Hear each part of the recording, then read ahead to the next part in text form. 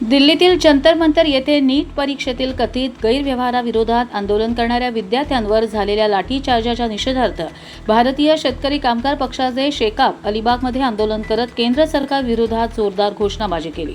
विद्यार्थी, पालक, युवक आणि नागरिक मोठ्या संख्येने या आंदोलनात सहभागी झाले होते। यावेळी शेकापच्या प्रदेश प्रवक्ते तथा महिला आघाडी प्रमुख चित्रलेखा पाटील यांनी केंद्र सरकारवर टीका करत विद्यार्थ्यांवरील लाठीचार्ज हा लोकशाहीवरील आघात असल्याचं म्हटलंय। आंदोलन करणाऱ्या विद्यार्थ्यांशी संवाद साधण्याऐवजी त्यांच्यावर दडपशाही करण्यात येत असल्याचा आरोप त्यांनी केला। नीट परीक्षा देशातील लाखो विद्यार्थ्यांच्या भविष्याशी निगडीत असून या प्रकरणाची निष्पक्ष चौकशी करून दोषींवर कठोर कारवाई करावी अशी मागणी त्यांनी केली।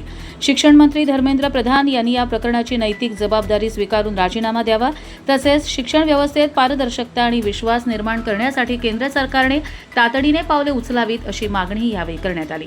आंदोलनात ॲडव्होकेट मानसी म्हात्रे, गौतम पाटील, सुरेश घरत, अनिल पाटील, परेश देशमुख यांच्यासह शेकापचे पदाधिकारी, विद्यार्थी, पालक आणि नागरिक मोठ्या संख्येने उपस्थित होते। कर्जत लाईव्हसाठी अमोल कुमार जैन, रायगड।